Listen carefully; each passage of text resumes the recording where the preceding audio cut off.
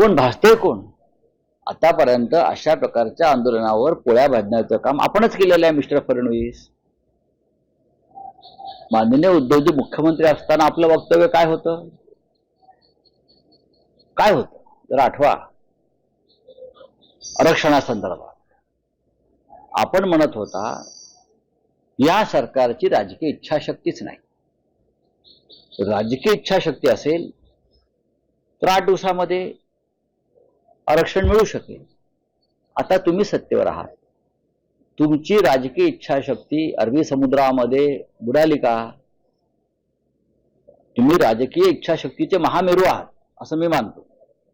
आपल्याला प्रचंड राजकीय इच्छाशक्ती आहे म्हटलं ना, आपण महामेरू आहात राजकीय इच्छाशक्ती. मग त्या राजकीय इच्छाशक्तीचं काय झालं यासाठी एखादी SIT आपण नेमायला पाहिजे. की देवेंद्र फडणवीस यांच्याकडे जी राजकीय इच्छाशक्ती होती ती धनगर समाजाला, मराठा समाजाला सरकार आल्याबरोबर पहिल्या कॅबिनेटमध्ये 8 दिवसात आरक्षण देण्यासंदर्भात जी राजकीय इच्छाशक्ती श्रीमान फडणवीस यांच्याकडे होती ती इच्छाशक्ती कुठे हरवली, कुठे लापता झाली जगदीप धनखड यांच्याप्रमाणे. त्यासाठी ताबडतोब एका SITची घोषणा त्यांनी करायला हरकत नाही. 2 समाजामध्ये तेढ लावून तर आगी लावून हे बघण्याचं काम विरोधी पक्ष करतायत असं फडणवीस काल म्हणाले. विरोधी पक्षाला काय पडलंय आग लावण्याचं काम करण्यात? सरकार कोणाचं आहे? सरकार कोणाचं आहे? सत्ता कोणाची आहे? गेल्या काही काळापासून आम्ही कशाला आगी लावू? 2 समाजामध्ये आगी लावून निवडणुकामध्ये उतरण्याचं धंदे आपले आहेत. हे विधानसभेत आम्ही पाहिलं, त्याच्या आधी पाहिलं आणि आताही आपल्याला साधारण त्या दृष्टीनेच आपण महाराष्ट्रातल्या 2 प्रमुख समाजामध्ये तेढ निर्माण करून राजकीय पोळी भाजण्याचं काम आजचे सत्ताधारी एकत्रितपणे करतायत. जे 3 पक्ष आहेत हे तिन्ही पक्ष एकत्रितपणे आपली राजकीय पोळी भाजून समाजाला वेठीत धरण्याचं काम करतायत.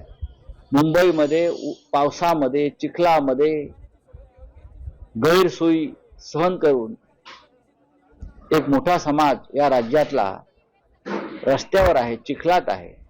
त्या संदर्भात आपल्याला सहानुभूती असायला पाहिजे की ही माझी प्रजा आहे, ही माझी जनता आहे महाराष्ट्राची. पण आपल्या चेहऱ्यावरती मला कुठेही सहानुभूतीचा लवलेश दिसत नाही. टॉयलेट्स नाहीत, पाणी नाही, हॉटेल्स बंद करून ठेवलेले आहेत असं त्यांचं म्हणणं आहे आंदोलकांचं. यासाठी राज्याचे मुख्यमंत्री म्हणून, गृह खात्याचे प्रमुख म्हणून आपली काही जबाबदारी आहे की नाही? आंदोलकांच्या मागण्याविषयी मतभेद त्यांचे असू शकतात सरकारचे, पण या आंदोलक जे आहेत त्यांच्या मागण्या आम्ही मान्य करू हे सांगणारे तुम्हीच होतात विरोधी पक्षात असताना.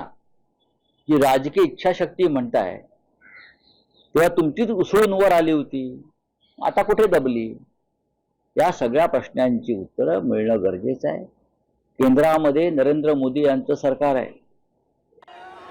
हा विषय केंद्राच्या अखत्यारीतला जर असेल तर सरकार सुद्धा महाशय आपलंच आहे. आणि एकनाथ शिंदे आणि देवेंद्र फडणवीस या दोघांचंही 2 नेत्यांकडे वजन आहे. फडणवीस यांचं वजन नरेंद्र मोदींकडे आहे आणि शिंदेचं वजन हे अमित शहाकडे. तर दोन्ही नेत्यांना या नेत्यांचं मन वळवण्याचं काम आणि एक वेगळा कायदा करण्याचं काम या 2 नेत्यांनी केलं पाहिजे. आम्ही पाहतोय की हा आमचा सगळा मराठी माणूस पावसात भिजतोय, चिखलात बसलाय. हे काय चित्र बरं नाही महाराष्ट्रासाठी. फडणवीस असं म्हणतात की आरक्षणावर संविधानात असणारे मार्ग काढावे, केवळ आश्वासन नाही, हे बरोबर आहे. आता isakal.com आहे देशातील नंबर 1 ची मराठी न्यूज वेबसाईट. प्रत्येक अपडेटसाठी isakal.com ला नक्की भेट द्या.